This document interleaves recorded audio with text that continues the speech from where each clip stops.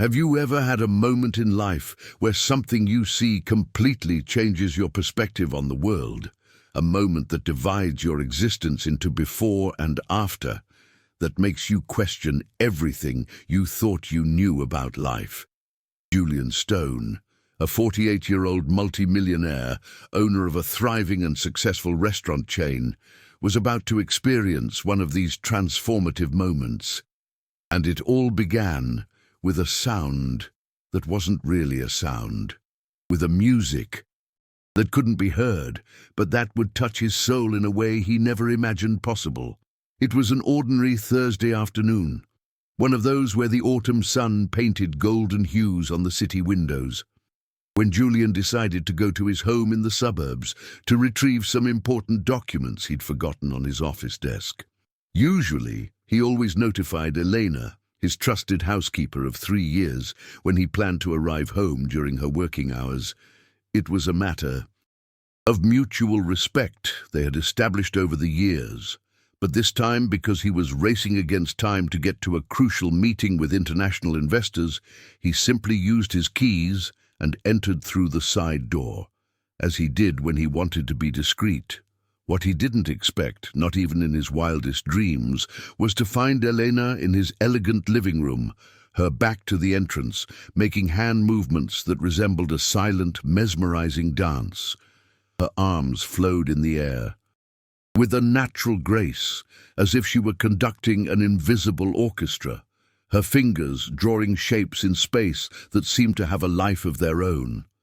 And beside her, as if it were an extension of her soul, was a little girl with dark curly hair tied in 2 delicate braids, her large expressive eyes shining with a pure joy and an absolute concentration that Julian had never witnessed before in a child.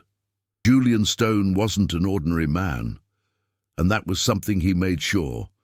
Everyone knew. At 48, he had built a veritable gastronomic empire that majestically extended across 5 states, a chain of 52 restaurants employing over 1,200 people. His journey had begun very humbly, with just a small family diner inherited from his father, a modest establishment in the city's historic center that served home-style meals to local shop workers. But through hard work, tireless dedication, some brilliant business decisions, and an entrepreneurial vision that few possessed, Julian had managed to transform it into a nationally recognized brand, synonymous with quality and excellence in the culinary field. His routine was mathematically precise and inflexibly organized, like a system of gears working with maximum efficiency, waking up religiously at 5:30 in the morning, even before the first ray of sun appeared on the horizon, meticulously reviewing the financial reports of all the establishments while sipping his espresso, always from the same cup, carefully visiting 3 different restaurants a day to supervise operations and quality, participating in strategic executive meetings that defined the future of the company, and returning home invariably around 10 o'clock at night, exhausted but satisfied with another productive day. Weekends were rigorously reserved for long-term strategic planning, market analysis, and occasionally some carefully selected social event that could benefit his business or expand his network of influential contacts. Julian's personal life, however, had taken a completely different and unexpected turn from what he had dreamed and planned in his idealistic youth. Divorced 5 years ago after a marriage that slowly deteriorated due to his business priorities and constant emotional absence, he maintained a cordial but painfully distant relationship with his 2 beloved children, Ethan, a 16-year-old introspective teenager who loved literature and hated family gatherings, and Olivia, a 13-year-old sensitive and artistic girl who drew constantly but rarely talked about her feelings. Both lived with their mother in the state capital, in a house that Julian paid for but never felt comfortable visiting. Visits were bi-weekly, always rigidly scheduled through his ex-wife, always a little forced and artificial, filled with superficial conversations about school and extracurricular. Activities. Julian deeply loved his children. That much he knew for absolute certain, but he admitted to himself on lonely nights that he had never really learned to be a real father, to be emotionally present, to build meaningful memories that went beyond expensive gifts and promises of time that never materialized. His suburban home was a reflection of his personality, modern, functional, organized, and a little cold. 3 bedrooms, an office, a spacious living room overlooking the garden, and a gourmet kitchen that was rarely used for anything more than heating up ready-made meals. It was the kind of house that impressed visitors, but that in truth never felt like a home. Elena Santos had worked for Julian for 3 years. She arrived on Mondays, Wednesdays, and Fridays at 8 o'clock sharp and left at 5 o'clock. She was punctual, efficient, and discreet, exactly the qualities that Julian valued in an employee. They rarely talked. Beyond basic greetings and instructions on specific tasks, Julian knew very little about Elena's personal life. He knew she lived in a lower-income neighborhood about an hour away by bus. He knew she was divorced, and he knew she had a daughter. But these details were merely peripheral information he had picked up over the years, never really caring to know more. For Julian, Elena was part of the structure that kept his life running perfectly, like the air conditioning system, or the gardener who came once a week. Essential but invisible. He paid a fair wage, always on time, and thought that was enough to maintain a healthy professional relationship. Julian's life was like a precision machine, every piece working in perfect harmony to keep everything running without interruptions. And he liked it that way. Control, predictability, efficiency. These were the pillars upon which he had built his success. But on an ordinary Thursday afternoon, this precision machine was about to have one of its fundamental gears altered. Elena Santos religiously woke up every day at 5 o'clock sharp in the morning, when the city was still immersed in the silence and darkness of the early hours. Not by personal choice or natural preference, but out of sheer practical and maternal necessity. Julian Stone's meticulously planned morning routine always began with lovingly preparing a nutritious breakfast for Olivia, his cherished 9-year-old daughter. He made sure she was properly dressed, fed, and emotionally prepared for another day at the specialized school she attended in the bustling city center, a considerable distance from their humble home in a lower-income neighborhood. Olivia was born profoundly deaf. Doctors explained to Elena that her daughter would never hear sounds the way other people do, but Elena refused to see this as a limitation. To her, Olivia wasn't a child with a disability. She was simply a child who experienced the world differently. Their morning routine was a truly synchronized and harmonious ballet, a fluid exchange of sign language, carefully exaggerated facial expressions to facilitate communication, and an abundance of genuine, unconditional affection permeating every interaction between mother and daughter. Olivia had learned to read lips with an absolutely impressive and remarkable skill for her age, developing an almost supernatural ability to interpret not only words, but emotions through lip movements and facial expressions. And together, through years of intimate cohabitation and mutual dedication, they had developed a sophisticated and personalized communication system that went far beyond the standardized conventional signs they learned during special classes at school, creating a unique language that was exclusively theirs. After carefully dropping Olivia off at the specialized school, always with a loving kiss on the forehead and a farewell wave filled with love, Elena took 2 crowded and time-consuming buses to reach the elegant neighborhood where she worked for Julian. It was a tiring journey of almost 2 hours in total, crossing the entire city from one end to the other, but it was unequivocally the best job she had managed to secure after a difficult and painful divorce. Julian paid a fair and punctual salary, The house was always clean and well organized, making her job easier, and he was rarely present during the day, which allowed her to work quietly in peace and develop her own efficient cleaning routines.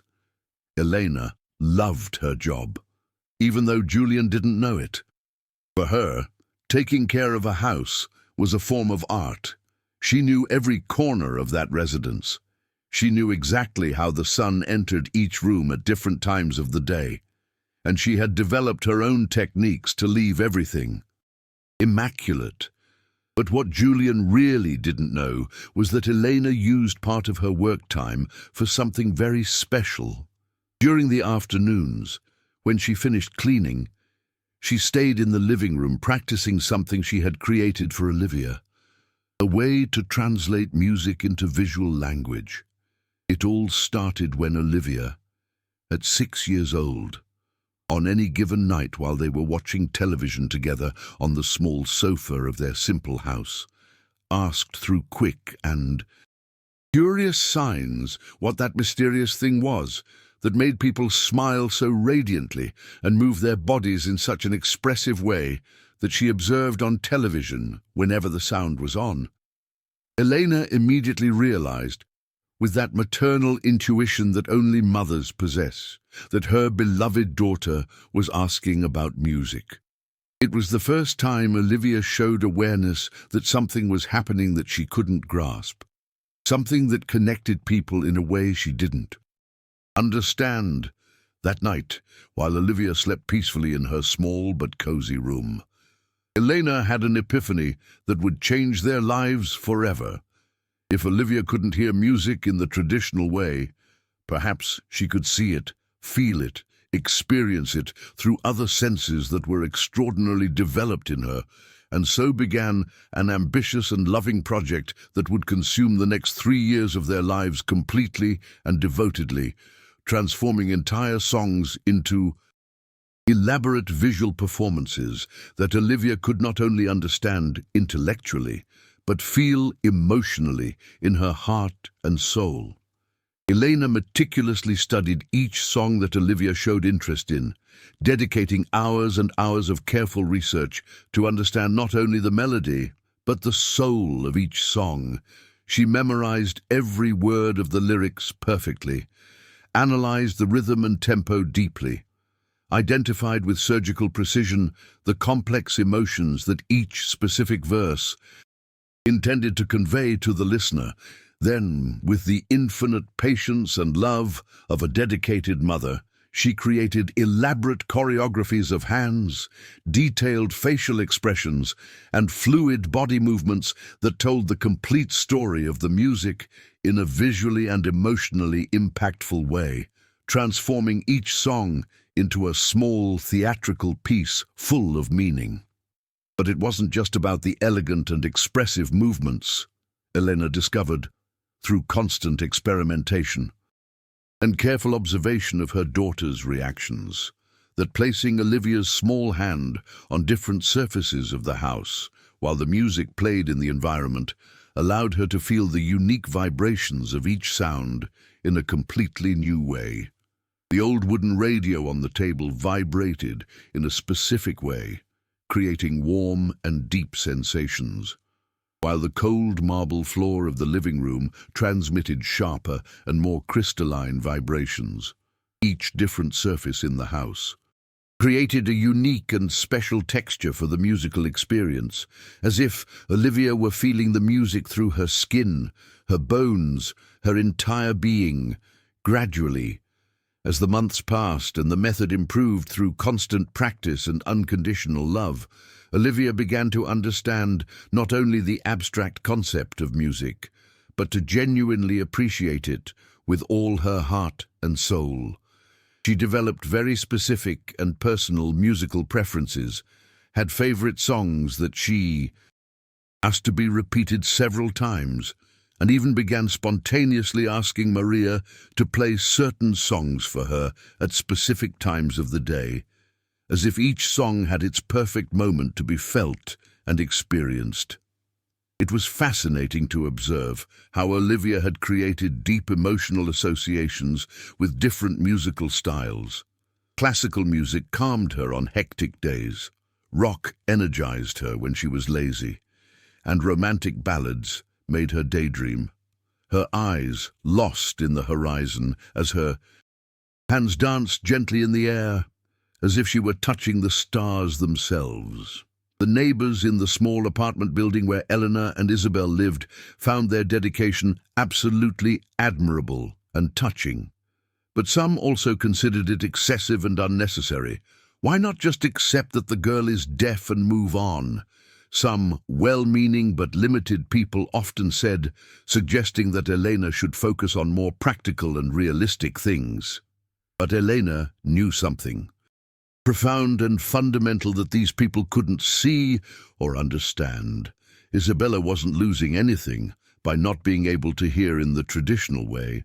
In fact, she was gaining a completely new, revolutionary and unique way to experience something that the vast majority of people consider impossible for someone who lives with deafness, expanding the limits of what it truly means to listen and feel music.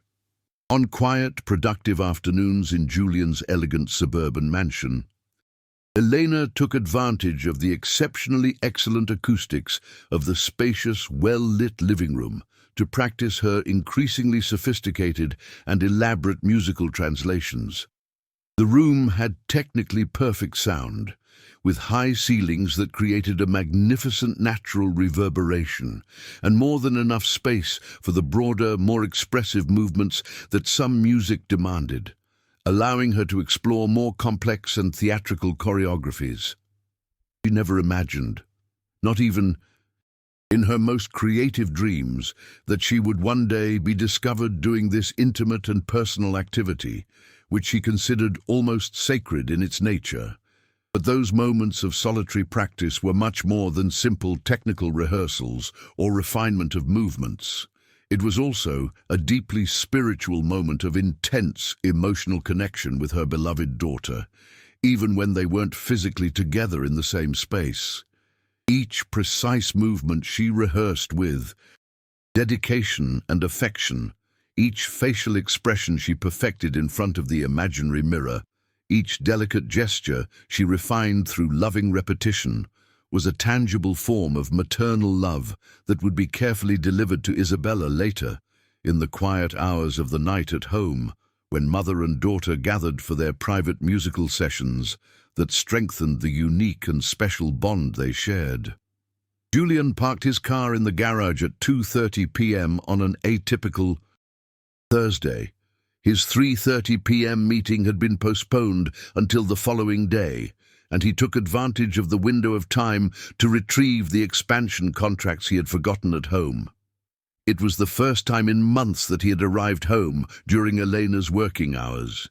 He used the keys to the side entrance, as he always did, imagining that Elena would be in one of the rooms cleaning. The hallway was silent, which was normal. Elena always worked discreetly. But as he approached the living room, Julian began to hear something unusual. It wasn't exactly music. The volume was too low for that. It was more like voices whispering. He slowed his pace, curious. When he finally had a clear view of the room, Julian stopped completely. Elena was facing away from him, with her arms raised in fluid and expressive movements. Her hands danced in the air with a precision and beauty reminiscent of a conductor. But there was no orchestra. There was only an old radio playing at minimum volume on the coffee table, and beside Eleanor, mirroring every movement with absolute concentration, was a girl Julian had never seen before. Curly hair braided in 2 pigtails, wearing a simple school uniform. She imitated Elena's gestures with perfect synchronicity. Her eyes shone with joy and concentration. Julian was paralyzed. It wasn't just the unexpected beauty of the scene that shocked him, but something deeper. There was an intimacy, a connection between the two that was palpable. It was like witnessing a sacred ritual, something so personal and significant that he felt like an intruder. The music playing softly on the old radio was Louis Armstrong's "What a Wonderful World," that timeless and nostalgic song that had the power to touch anyone's heart. Julian immediately recognized the classic melody, but never, in all his 48 years of life, had he seen music like this before.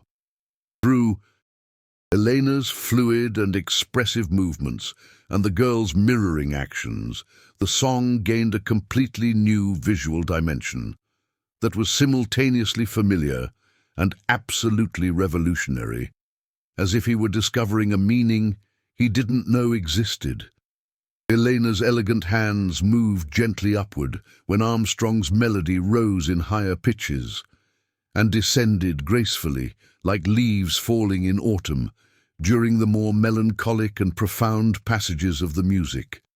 When Armstrong's raspy, charismatic voice sang about green trees swaying in the breeze, Elena made organic movements that simulated branches gently swaying in the wind, her arms undulating as if touched by an invisible breeze. For the red roses he mentioned in the lyrics, her hands closed delicately like flower buds that slowly opened to reveal their inner beauty, each finger representing a blossoming petal. But what most impressed and moved Julian in a way he couldn't explain was observing the girl next to Elena. She wasn't simply copying movements mechanically or automatically. There was a deep and genuine understanding in each of her precise gestures, a real and palpable emotion in each of her delicate facial expressions. When the music reached the part where Armstrong sang about thinking to himself, "What a wonderful world," she smiled in such a genuine, radiant and vibrant way that Julian felt something deep and inexplicable stir within his chest, as if his heart were being touched by a greater force than he had ever experienced.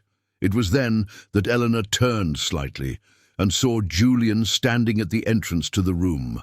The shock was immediate. Her eyes widened, her face flushed with embarrassment, and she quickly signaled for the girl to stop. "Mr. Stone, I didn't expect—" "I'm sorry, Elena stammered as she quickly rose, her hands trembling nervously. The girl looked from Elena to Julian with curiosity, without fear, but clearly perceiving her mother's sudden tension. "Elena, Julian began, but stopped. He didn't know what to say. Apologies for interrupting? Explanations about why he arrived early? Questions about what was happening? The silence in the room was thick. The radio continued playing softly, but the magic of the moment had broken.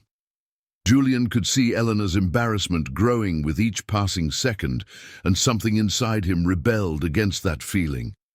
"Don't stop," Julian finally said, his voice softer than he expected. "Please don't stop. This was beautiful." Elena looked at him in surprise, unsure if she'd heard correctly. "This is your daughter?" Julian asked, gently pointing to the girl who was watching the conversation intently. "Yes, it's Isabella. She can't hear, sir. I was teaching." Elena stopped, not knowing how to explain.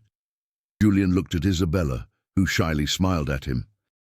It was the first time he'd truly seen Elena's daughter. For 3 years, she had been just abstract information. Now she was real, alive, radiant. "She was listening to music?" Julian asked, genuinely confused. "In a way, yes," Elena replied hesitantly.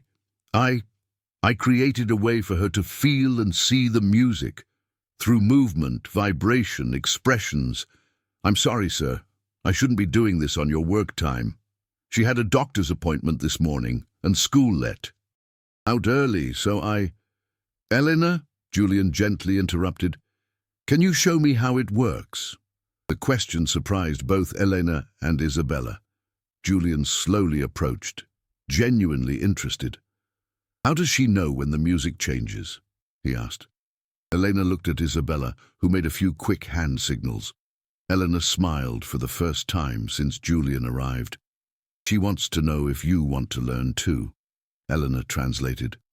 And that's how Julian Stone, a 48-year-old millionaire who built an empire based on efficiency and control, found himself sitting on the floor of his own living room, learning to see music through the eyes of a 9-year-old girl who had never heard a sound. In the minutes that followed, Julian had an experience that completely redefined his understanding of communication, art, and human connection. Isabella, with the natural patience of someone accustomed to teaching adults to see the world differently, guided Julian through the fundamentals of her visual music. First, she took Julian's hand and placed it on the radio. He could feel the vibrations of the music traveling through the device. Isabella then showed how different surfaces created different sensations. The wooden table produced warmer, deeper vibrations, while the window glass created sharper, more crystalline sensations. Next, Eleanor demonstrated how she had developed a system of specific signs for musical elements. Smooth, fluid movements for slow melodies, faster, more angular gestures for accelerated rhythms, facial expressions that corresponded to the emotions of the lyrics. Julian was fascinated, but also beginning to ask questions that would reveal a far more complex reality than he imagined. "How long have you been doing this?" he asked. 3 years, Elena replied, "since Isabella was 6 years old and asked me what music was." "And where do you usually practice?" Elena hesitated. "At home, usually, but our apartment is very small and there's a lot of noise from the neighbors. The acoustics are better here, and there's more space." "I'm sorry, sir, I know I shouldn't." No problem," Julian reassured her. "But tell me more about Isabella. Does she go to a regular school?" "No, sir. She attends a special school downtown. It's the only one in the region that has teachers trained in sign language." "And how do you get there?" 2 buses in the morning, 2 in the afternoon. It takes almost 2 hours each way." Julian began making mental calculations. 4 hours of public transportation a day just to take Isabella to and from school. This meant Elena woke up very early and got home very late. "And what does Isabella do while you work on the other days of the week?" This question made Elena visibly uncomfortable. She stays with my neighbor, Mrs. Carmen. She's a very nice lady, but she doesn't know sign language, so Isabella is kind of isolated on those afternoons." "Isolated how?" "Well, she can't talk to Mrs. Carmen the way she talks to me, so she usually draws or reads picture books. Mrs. Carmen is kind, but—" Julian was beginning to understand the real dimension of the situation. "Elena, can I ask a personal question? Does Isabella have any kind of special therapy, speech therapy, occupational therapy?" The silence that followed was eloquent. Elena looked down and then at Isabella, who was observing the conversation, trying to understand through the adult's body language. "We can't afford it, sir," Eleanor finally said. "The basic health plan I have covers basic checkups, but specialized therapies are very expensive. The school offers some activities, but it's not the same as individual therapy." Julian felt something tighten in his chest. "And this visual music technique you've developed, did you create it yourselves?" "Yes, sir. I researched online, read some books at the library about special education, and mainly observed what worked with Isabella. It was trial and error, but little by little we created our own method." Julian's admiration for Elena grew exponentially. Without resources, without professional support, without anything but maternal love and determination, she had created something extraordinary for her daughter. "Eleanor, may I ask how much you earn in your jobs?" This question made Elena even more uncomfortable. "Sir, I'd rather not talk about that." "Please, it's important," Eleanor sighed. "I work for 3 families, including you, sir. In total, it's less than 2 minimum wages. But we manage Isabella has never gone without. Julian made more mental calculations, less than 2 minimum wages to support a family of 2, one of whom had special needs. Expensive public transportation, inaccessible therapies, a small and noisy apartment, and yet Elena had created something so beautiful and functional for her daughter that specialists probably couldn't replicate. "Isabella is happy?" Julian asked, looking at the girl who was now showing him how different gestures represented different musical instruments.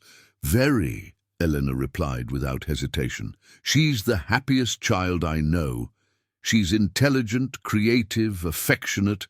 Her deafness has never been an obstacle to her happiness." Julian watched, fascinated, as Isabella demonstrated with infectious joy how she played the piano in the air, her small, agile fingers moving with impressive technical precision over completely imaginary keys that seemed real under her delicate movements, while smiling so radiantly and genuinely that she lit up the entire room around her. Elena was clearly having a wonderful time, having the rare opportunity to teach a curious and interested adult about her completely unique and personal way of experiencing and interpreting music. And Julian could feel the pure pride and deep satisfaction she felt sharing her special world with someone who genuinely wanted to understand and learn. It was at this moment that Julian realized something that made him deeply uncomfortable with himself. For 3 years, Elena had worked in his house, taken care of his things, made his life more organized and comfortable. And in all those years, he had never asked a single personal question. Never shown genuine interest in her life, never even asked his daughter's name. Now seeing the emotional and creative richness that existed in the life of this woman, he had reduced to a simple employee. Julian felt a wave of shame that was almost physical. Elena wasn't just a housekeeper, she was a devoted mother, a creative educator, a person who had faced enormous challenges with dignity and still found ways to create beauty and joy for her daughter. And Julian, with all his resources, all his education, all his financial success, had never created anything as meaningful as what Elena had created for Olivia in that living room. "Elena," Julian finally said, his voice filled with an emotion he hadn't expected to feel. "I need to apologize." "Apologies? Why, sir?" "For never asking, for never being interested, for never really seeing you." Eleanor looked at him with surprise. "Mr. Stone, you've always been a very good boss. You pay on time, you're respectful." "No, Elena, it's not enough. And what I saw here today made me realize that—" Olivia, noticing the emotional intensity of the conversation, approached her mother and made some quick signs. "What did she ask?" Julian wanted to know. "She wants to know if you're sad," Elena translated. Julian looked at Olivia and, for the first time in years, couldn't control his emotions. A tear rolled down his face. "Tell her I'm not sad," he asked. "Tell her I'm grateful, very grateful to have met you both today." Olivia made some signs to Elena, who smiled and translated. "She asks if you want to learn the whole song." Julian nodded, unable to speak for a few seconds. In the next 45 minutes, he experienced something that would change his perspective on everything. Olivia and Elena taught him not only to see What a Wonderful World, but 3 other songs. John Lennon's Imagine, Judy Garland's Over the Rainbow, and the Beatles' Here Comes the Sun. Each had its own visual language, its own emotional texture when translated into movements and expressions. During John Lennon's Imagine, one of the most emblematic songs about peace and world unity, Olivia demonstrated a deep understanding of the song's message through broad circular gestures that magnificently represented the idea of world unity and harmony among all peoples. When the lyrics spoke specifically about Imagining a different world, she put her small hands around her eyes as if they were magic binoculars, looking at a better future, then dramatically opened them to show something expanding, as if imagination were transforming into reality before the eyes of the observer, for the part about living without material possessions. She made a touching gesture of surrender, as if she were offering something precious to the universe, giving something important away without expecting anything in return, demonstrating the pure generosity that the song preached. Over the Rainbow was even more poetic and moving to observe. Olivia used graceful, undulating hand movements to create imaginary rainbows in the air, each movement creating invisible colors that seemed to really exist in the space around her. And her delicate facial expression perfectly conveyed the hopeful melancholy of the song, that sweet longing for something better that we all carry in our hearts. When she got to the touching part about troubles melting like lemon drops, she made delicate gestures as if she were carefully holding something heavy and painful that slowly dissolved between her tiny fingers, transforming into something sweet and refreshing, a perfect visual metaphor for the transformation of pain into hope. But it was during the Beatles' "Here Comes the Sun," that optimistic and hopeful song about new beginnings and better times, that Julian had his deepest and most transformative emotional epiphany. Olivia began the musical interpretation with her small hands delicately closed near her chest, as if she were holding something very small, fragile, and precious between her fingers with infinite care. Gradually, as the music progressed and George Harrison sang about the sun that was finally arriving after a long winter, Olivia's arms slowly opened like flowers blooming in spring. Her hands gracefully rose towards the imaginary sky, and her angelic face progressively lit up as if she were really feeling the warm, comforting golden light of the rising sun touching her delicate skin. It was impossible not to be moved by such purity and truth in every movement. Julian felt he was witnessing something sacred, a form of art that transcended any convention or physical limitation. Olivia wasn't just moving her hands in the air, she was literally bringing the sun into that room through her unique and extraordinary bodily expression. When the song reached the moving verse where the Beatles sang about how it's all right, she looked directly at Julian with those large, expressive eyes full of ancient wisdom, and made a simple yet profoundly significant gesture that he would never forget for the rest of his life. She placed her small hand on her own heart, felt the beats for a few seconds, and then gently waved to him, as if she were transmitting a silent but powerful message, saying through that universal gesture that it's all right for his own tormented soul, that no matter his guilt, his regrets, his failures as a father and as a human being, it was all right. He was accepted. He was forgiven. He was loved exactly as he was. At that moment, Julian understood something fundamental. Olivia wasn't missing anything by not being able to hear. In fact, she was experiencing music in a purer and more emotional way than many people who hear perfectly. She felt the essence of each song, connected with the deep meaning, lived each emotion with total intensity. "Elena," Julian said when they finished, "do you have any idea what you've created here? Do you think it's good?" she asked shyly. "Good? This isn't good, Elena. This is extraordinary. This is revolutionary. You've created a completely new form of artistic accessibility." Elena smiled, but Julian could see she didn't fully grasp the magnitude of what she'd done. "Listen," Julian continued, "there are millions of people in the world with hearing impairments.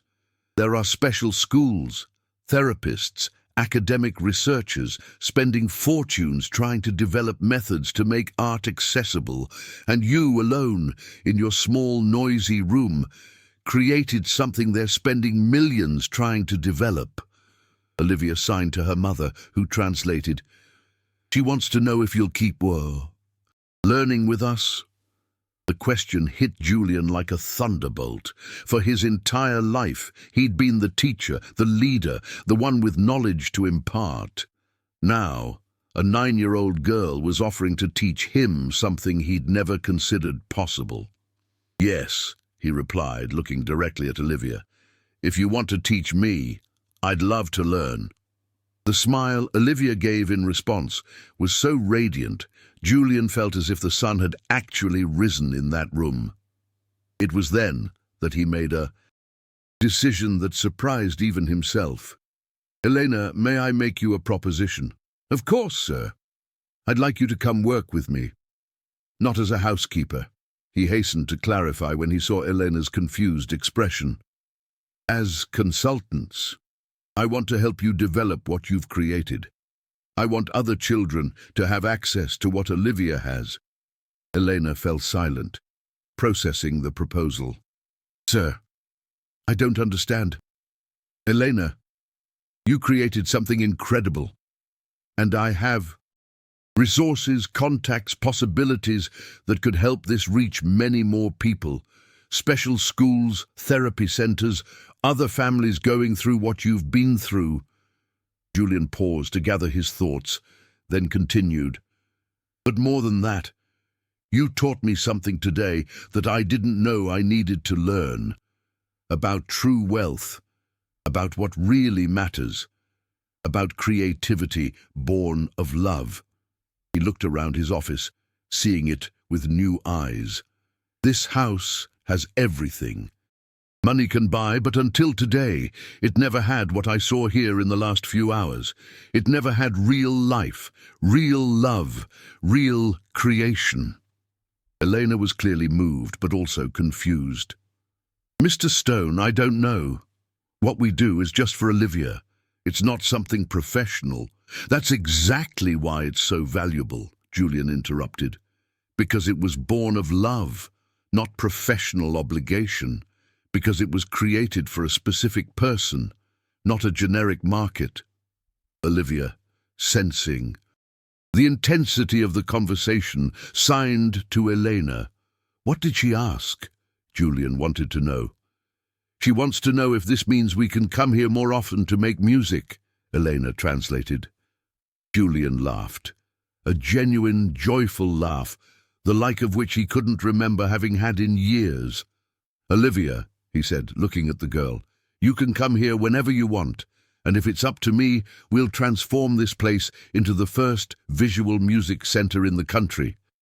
That moment, for the first time in his adult life, Julian Stone understood the difference between having a lot of money and being truly rich. In the weeks that followed that transformative encounter, Julian's life changed in ways he'd never imagined. But the most significant changes weren't external. They were internal. For the first time in years, Julian started coming home with anticipation. On Tuesdays and Thursdays, Elena brought Olivia after school, and they spent 2 hours exploring different ways to make music accessible. What began as curiosity quickly transformed into the most significant part of Julian's week. Olivia was a natural teacher. She had infinite patience for teaching adults about her visual world and inexhaustible creativity for adapting different musical styles to her special language. Jazz had freer, more improvisational movements. Classical music demanded precision and breadth. Rock required energy and intensity. Julian discovered he had a natural talent for understanding and reproducing Olivia's movements. Eleanor commented that he learned faster than any adult she'd ever known. But Julian knew it wasn't about talent. It was about motivation. For the first time in decades, he was learning something not to make money or impress other people, but simply for the joy of learning. During this period, Julian also got to know Elena for real.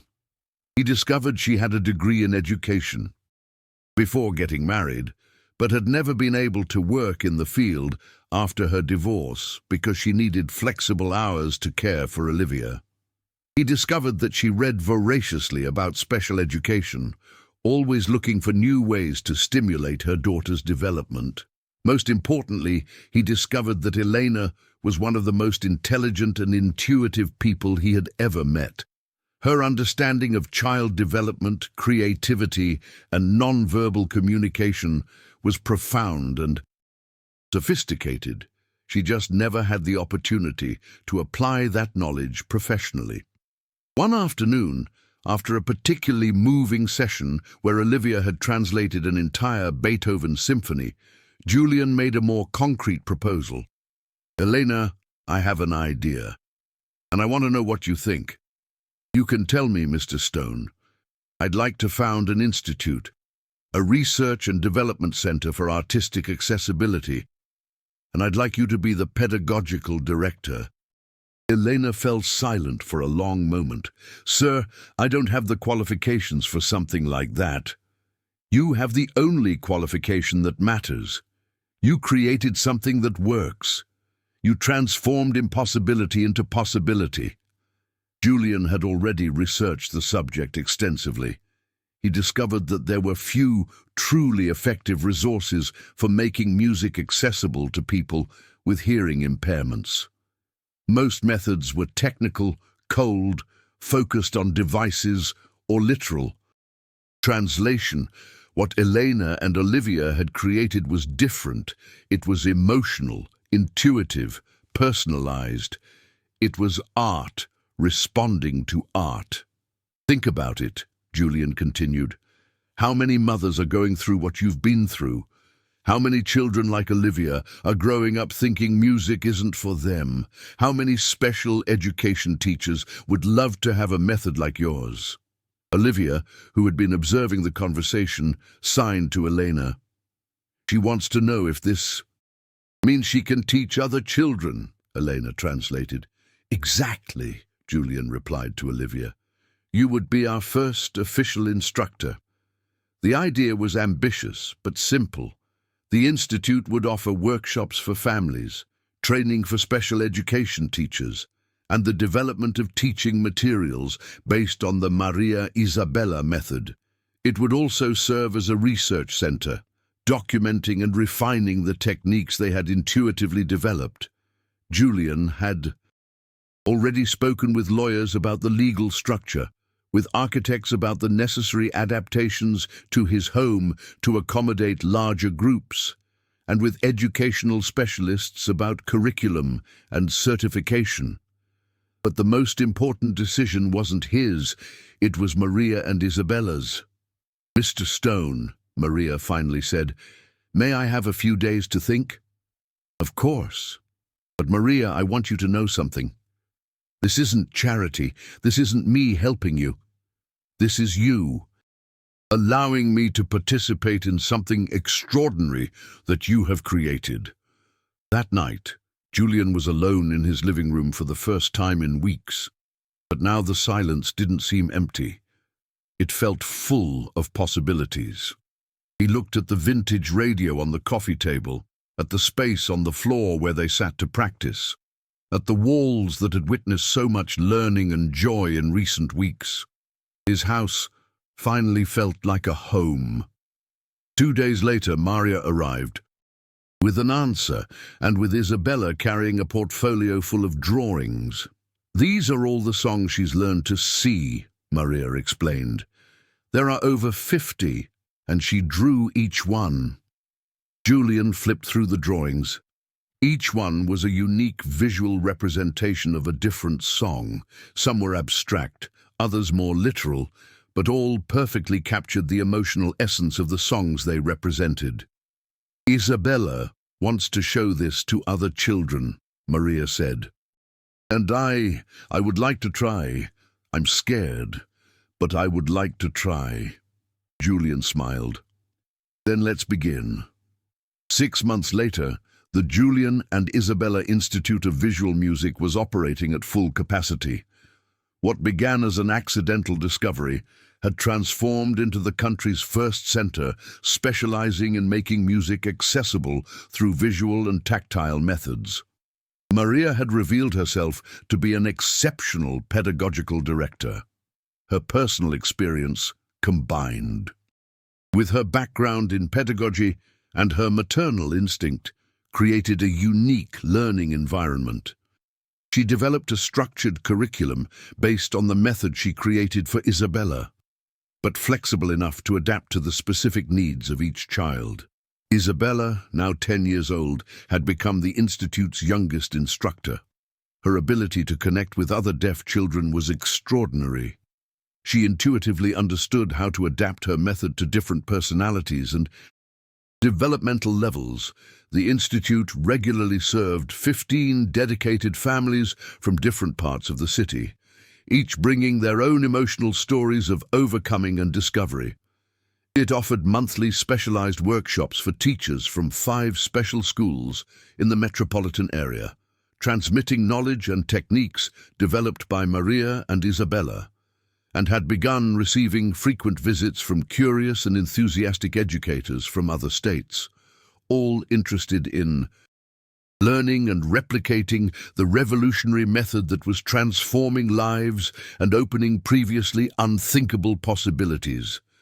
But for Julian, who now truly understood the meaning of success in life, the real triumph wasn't in the impressive numbers or the external recognition coming from universities and research institutes.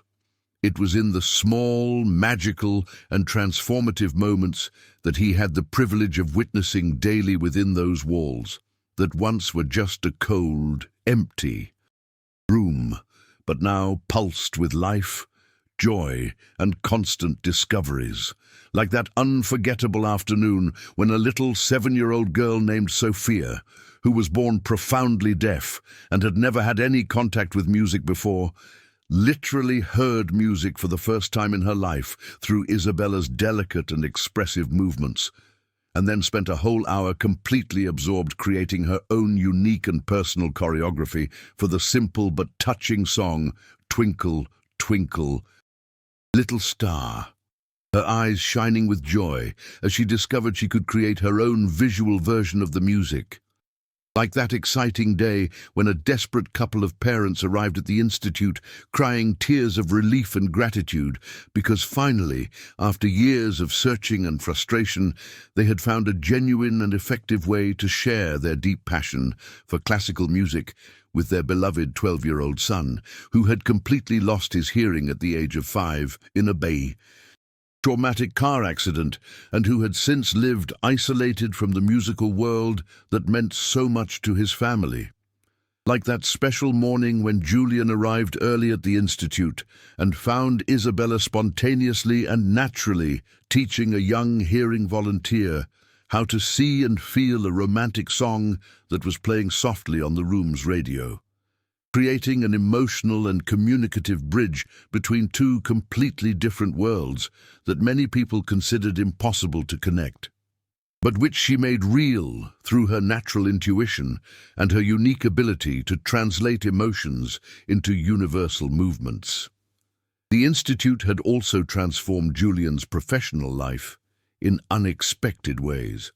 He discovered that applying the principles of adaptation and inclusion that he learned from Maria and Isabella made his restaurant chain more accessible and welcoming to all customers.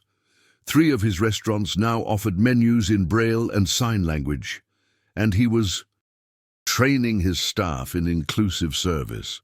More importantly, Julian had learned to be a father in a completely new way with his own children. Ethan and Olivia, initially skeptical about their father's sudden interest in teaching music to deaf children, quickly became enchanted with Isabella and Maria. The bi-weekly visits transformed into entire weekends, where the expanded family explored different forms of art and communication. Ethan, who played guitar, had become fascinated with the possibilities of translating rock into visual language.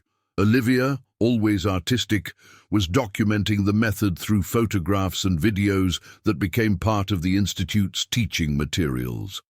On a September afternoon, exactly 1 year after that first accidental discovery, Julian was sitting in the same room where it all began.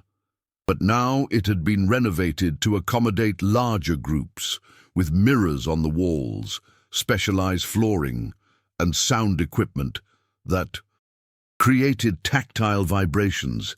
Elena was leading a workshop for 8 children, aged 6 to 14, all deaf or hard of hearing. Olivia moved among them, individually assisting, correcting movements, offering creative variations. The music was "Here Comes the Sun," the same song that had marked Julian's epiphany a year earlier. But now, instead of a girl teaching a confused adult, there were 8 children creating a collective choreography, each contributing their unique interpretation of the song. Julian watched in silence, remembering that initial moment when he'd stopped at the entrance of the room, shocked and confused. Now he understood that that moment hadn't been about discovering something new. It had been about finally seeing something that had always been there. The infinite creativity of paternal love, the human capacity to transform limitations into possibilities, the true wealth that exists in genuine connections between people. When the music ended and the children embraced, celebrating their collective creation, Olivia rushed to Julian. Through signs, he now understood perfectly. She asked, "Do you remember when you said you were grateful to have met us?" "Yes, I remember," Julian replied, also in signs. "Now I understand what you meant," she signed, "because we are also grateful to have met you." Julian smiled, feeling tears of joy he didn't try to hide. "Isabella," he signed. "Back. You didn't let me meet you. You taught me to know myself." And as he watched Elena organizing the children for the next activity, Julian reflected on the extraordinary journey a simple Thursday afternoon had begun. He had started as a millionaire who measured wealth in numbers and properties. Now he saw himself as a truly rich man, rich in purpose, in meaningful connections, in moments of pure joy and genuine growth. The music continued playing softly on the old radio, but now Julian saw it as much as he heard it, and he realized that this was a perfect metaphor for his new life.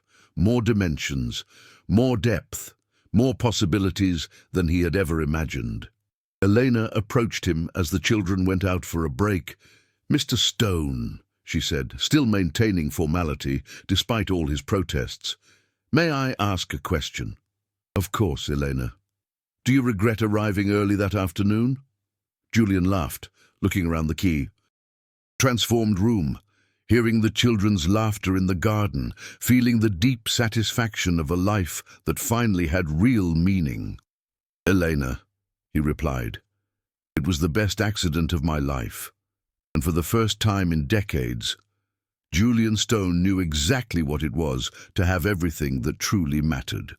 Sometimes, the most important and transformative discoveries of our lives happen exactly when we least expect them, in seemingly ordinary moments that reveal themselves to be extraordinary. Sometimes, the people who can teach us the most about life, about love, about what really matters, are precisely those we never considered our teachers, people who were there all along, around us, waiting only for us to have the humility and wisdom to truly see them. And sometimes, the true wealth we so eagerly seek is hidden in the simplest and purest gestures of love and dedication that happen silently every day around us, waiting, only for us to have sensitive eyes to see, an open heart to feel, and a soul available to understand.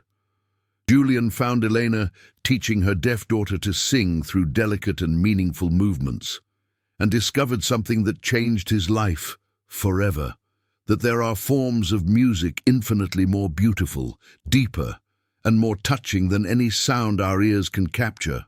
But more than that, much more important than that, he discovered that there are ways of living, incredibly richer, fuller, and more meaningful than any material fortune he could accumulate in a lifetime. Because in the end, when we reach the end of our days and look back, trying to understand what was really worthwhile, We realize that it doesn't matter how much money we manage to save or how many material possessions we manage to accumulate in our coffers and properties. What really matters, what is engraved in the heart and memory, are the genuine moments of true connection with other people, the pure gestures of unconditional love that we gave and received, and our unique ability to transform apparent limitations into infinite possibilities of growth and beauty. Elena never stopped teaching Olivia to sing with her hands and heart, and Olivia never stopped transforming the silence of the world into vibrant visual music. They simply discovered, on that golden Thursday afternoon, that they were no longer doing it alone, that they had found someone willing to learn, to grow, and to be part of this silent symphony of maternal love and mutual discovery.